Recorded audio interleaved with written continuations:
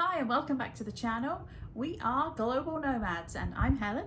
I'm James. And in 2024 we sold everything we own to travel the world full time. This is episode 2 of our 5 weeks in the UAE series. In this episode we have a brief look at the Dubai Mall, which is the biggest mall in the world. We then go and have afternoon tea at the Burj Al Arab and the Burj Khalifa. And then we finish off with a trip to the Museum of the Future.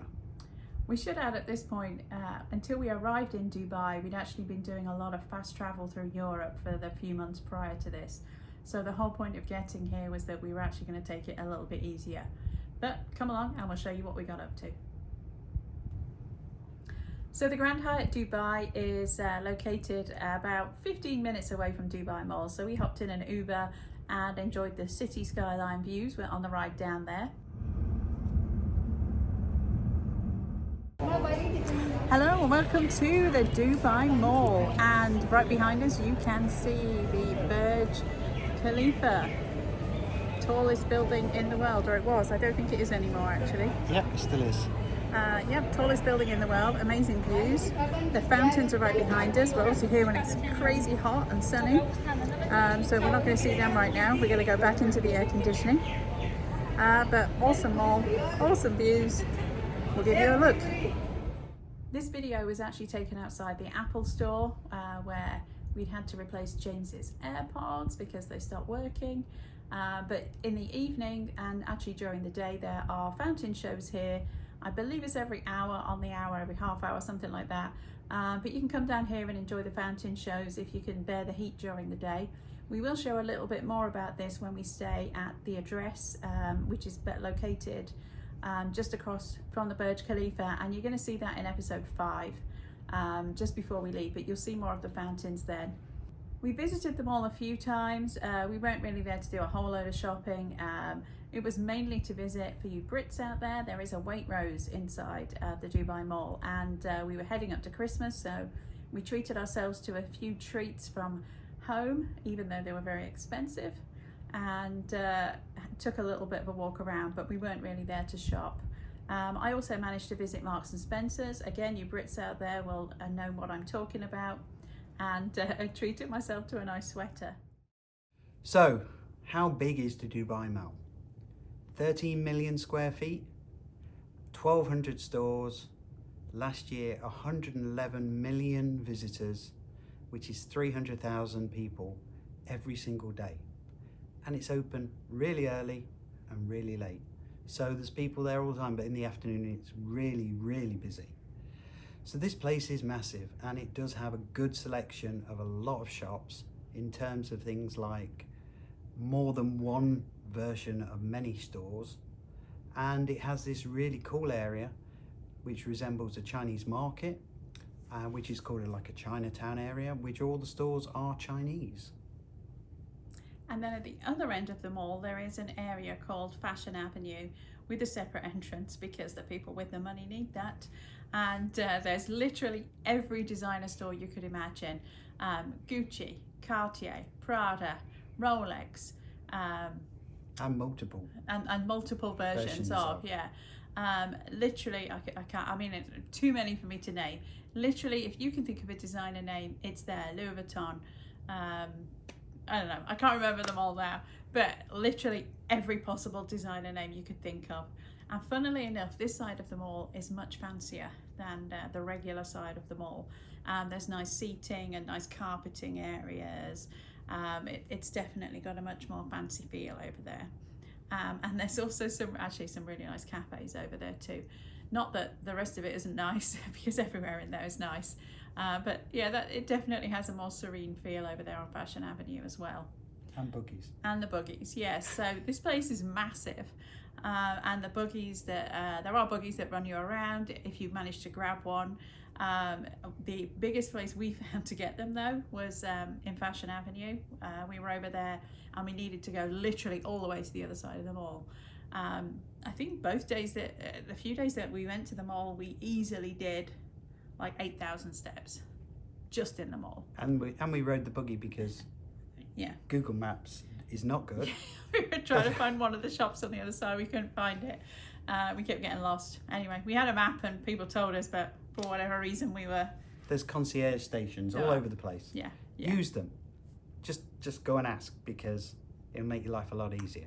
It will. And then because there's multiple levels and an underground level as well, which if you need to use Uber, you do need to find that, because the Uber pickups are in the underground area. And at Christmas, coming up to Christmas, they actually stopped drop-offs at the main entrance, I guess because it was so busy. And there was only one point of drop-off as well, so if you're there near Christmas, bear that in mind as well. But it's crazy to find your way around. Other amenities in the Dubai Mall are a cinema and an ice skating rink. Aquarium, yeah, this mall has it all. There's also an art installation which you should probably look up. It's quite interesting. It's a large fountain with divers in, and it was done to represent pearl diving in Dubai and the importance of water in the area, obviously because they're in the desert. So it's interesting, you should go check that out. So one of the activities we planned was afternoon tea at the Burj Al Arab. So join us as we head over there from the Grand Hyatt. So welcome to the Burj Al Arab, the world's first 7-star hotel.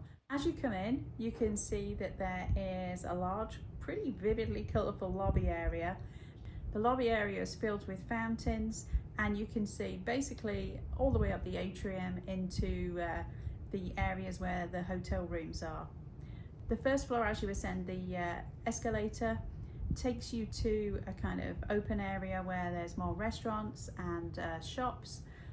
We made our way up to the 27th floor though to afternoon tea. Afternoon tea is served in the Sky View bar, like I said, on the 27th floor, and it offers really stunning panoramic views of the beach and the ocean, and in the distance you'll be able to make out the Palm Jumeirah. It was pretty hazy the day we were there. There is a lot of smog in Dubai from air pollution, unfortunately, so it was a little bit hazy, but we still enjoyed some nice views. The food was good. Here's a copy of the menu. Somehow we completely forgot to take any video while we were there, so we're going to show you some photos.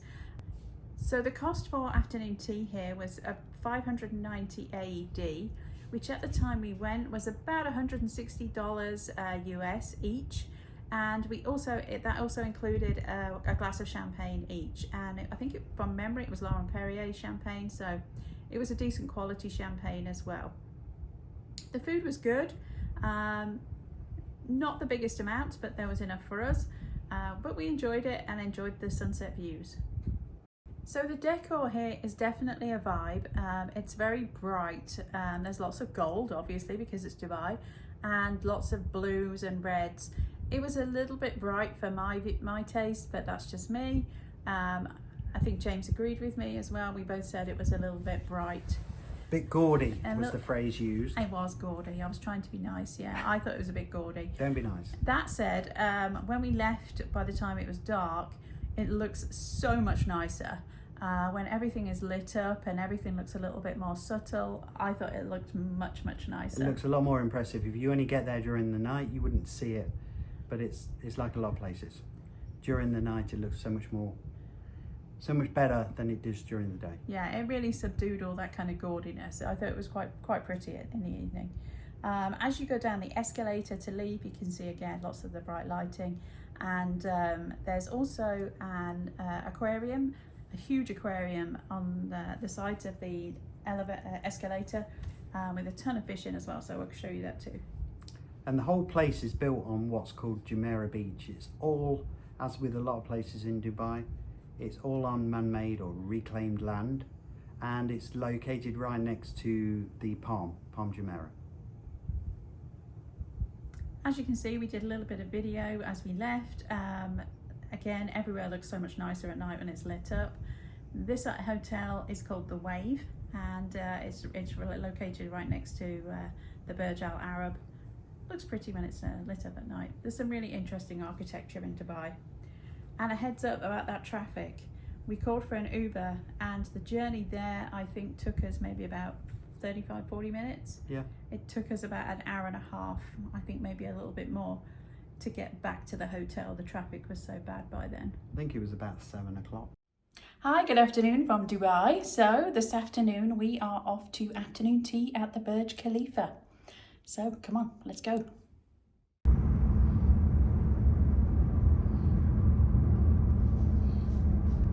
So we're heading to the Burj Khalifa, which is the tallest building in the world. It's over half a mile high, and it's had that title since 2009.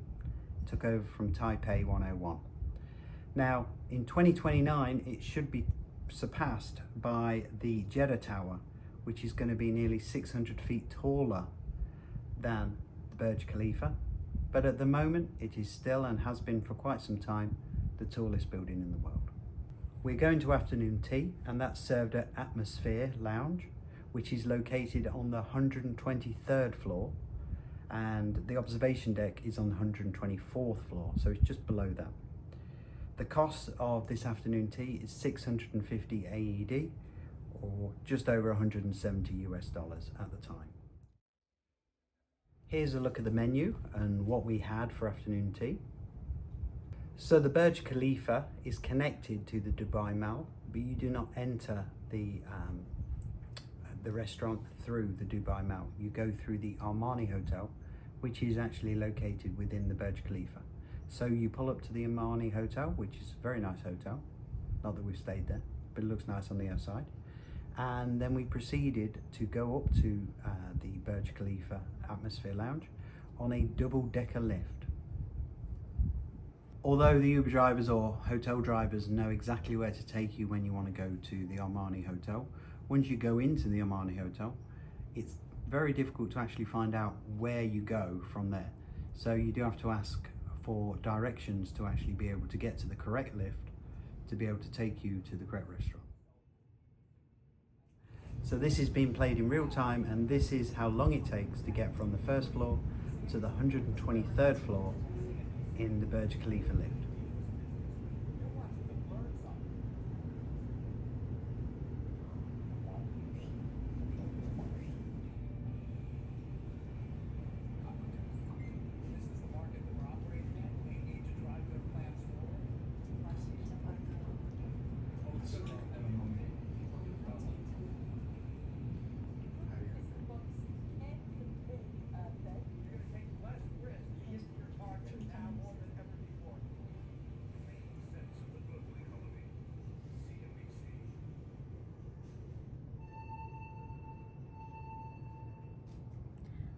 The entrance to Atmosphere restaurant is just down this curved staircase with this absolutely spectacular chandelier. As you enter, in my view, it's a much nicer vibe than the Burj Al Arab was. I feel like this was a much classier kind of decor. It felt really kind of sophisticated and relaxed. Just my view. Would you agree, James? I would definitely agree. In terms of decor, I would say that this one wins. In terms of service, I would also say this one wins. And in terms of food, I would also say this one wins. The food was much nicer here, I thought, than the Burj Al Arab. So in terms of experience, we paid a little bit extra. There was 3 levels of service. We paid for bubbles, not champagne, but bubbles, and that got us a table by the window. The first level doesn't guarantee you a table by the window. But in terms of the whole experience, I think hands down, I think we both agree, Burj Khalifa wins. Yeah, absolutely. The whole kind of deep blue, kind of vibrant tones with the gold accents still sounds gaudy, but it really wasn't. It just gave off a really nice relaxed feeling, and there was lots of kind of botanical elements in there too, with the plants, and you'll see in the bathroom, you'll see the botanical prints in there too. I personally I actually really enjoyed this one much more than the Burj Al Arab. And we even had a little bit of entertainment when we first arrived, as there was some window cleaning going on. So leave a comment for us. Who would be a window cleaner on the 123rd floor? We'll add a couple of pictures in here to show you. But yeah, not a job I'd want. not a job I want, and they do it. It takes 3 months to clean the windows, so they clean each window. There's 1.2 million panes of glass, and they clean each window 4 times a year. No. Yeah, just a no from me. Just a no from me. And here we are in the restaurant loo, at Atmosphere here at the Burj Khalifa. Definitely a loo with a view on the 123rd floor. So we've got the sinks, then we've got the loo, 2 loos, and then we've got the view. And there's the fountains at the Dubai Mall. And as I said, we are up here on the 123rd floor. Pretty spectacular. So we jump in a car from the Grand Hyatt and we head to the Museum of the Future.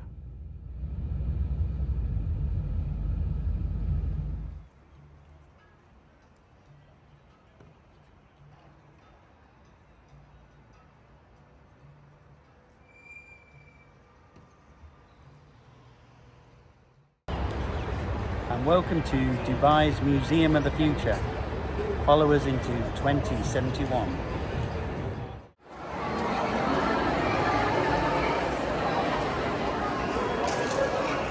Okay, so the inside and outside of this building, Arabic poetry from Sheikh Mohammed bin Rashid Al Maktoum.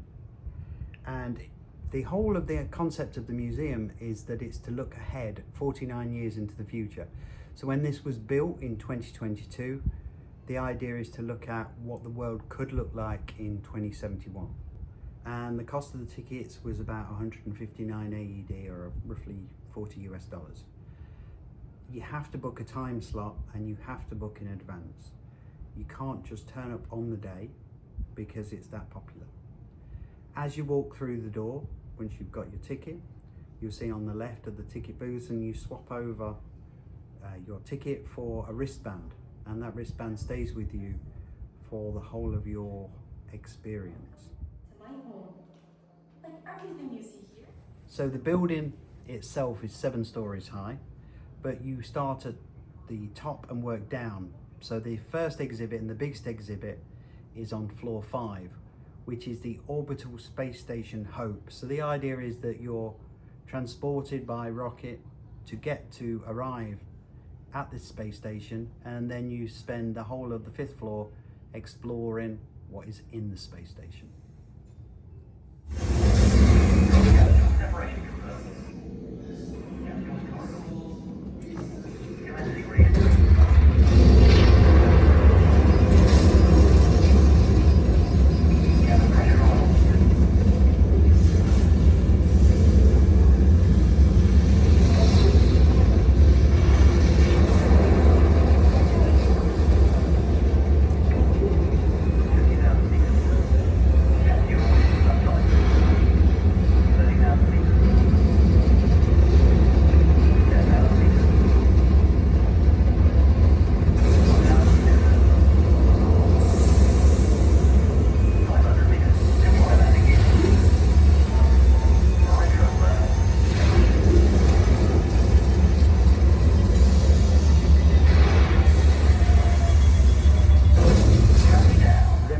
Down a floor, and then you're into the Heal Institute.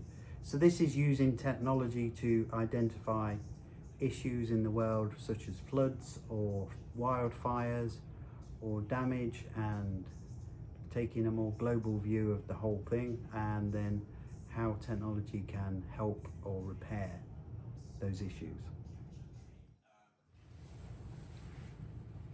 So in this area, this is the most visually stunning room. Each capsule represents a species, and you're given a scan gun, and then you can scan each one, and it will give you a reading on facts and information about each species. So it's kind of designed to represent almost like a species bank for the world. So as you can see, on the outside of the building is the Arabic scripture, and you can actually see it's actually windows. So it lets light in and it creates these different effects. It's quite a cool effect and cool building. This is the second floor. It's labelled Tomorrow Today and has current technology like concept cars, robots, and allows you to access the middle of the torus, which is the shape of the building, to get a good view of Dubai.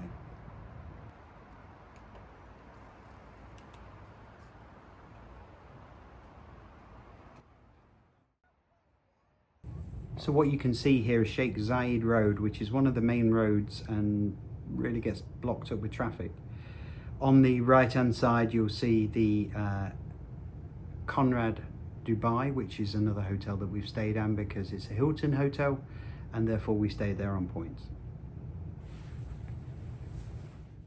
So we were in Dubai for an extended period, as you've seen, but having already visited Dubai before, we had already done a lot of the tourist things. We'd gone to the top of the Burj Khalifa, we'd gone to the desert. So we really took this time after doing a lot of fast travel in Europe to take things a little bit easier and really just catch our breath. So that's really why we didn't do a whole lot. We did the afternoon teas. I went to the museum. Things you didn't see that we also did, we took a quick trip to the Hard Rock Cafe.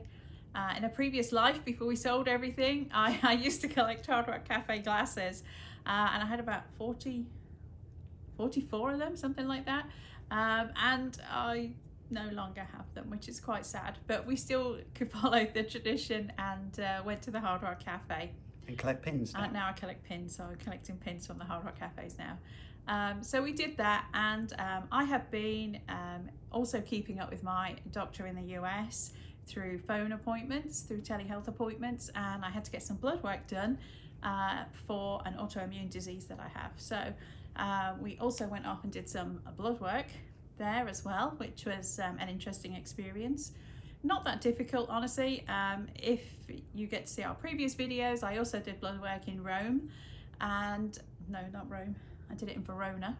Yes. And I also did blood work in the UK, and I think we'll probably end up doing a separate video on healthcare, but it's surprisingly easy is the honest answer. The same in Dubai, it was easy to do. So we did blood work, I got my nails done, I got a haircut, you got a haircut. I had And a whole facial. a whole facial thing. the whole, First time. and wax and Waxed up my nose and ears and yeah, and all sorts Yes. of places you've never had wax before. yes. So we did do other things. We did a lot of just living, I guess, really in Dubai as well as a few tourist things. So that was really our time there. Cross stitch. Oh yeah, and I picked up a very old hobby with cross stitch, which I haven't done for probably about 20 years, and figured why not? It's an easy thing to carry around because it's flat and it's light. So I picked up on some cross stitch too, and James started editing our YouTube videos. He's been learning how to do that as well. So it was quite a nice time just to chill, pick up hobbies and take it easy, as well as, you know, we had the afternoon teas and did some nice stuff as well. So thanks for watching episode 2 of our Dubai series.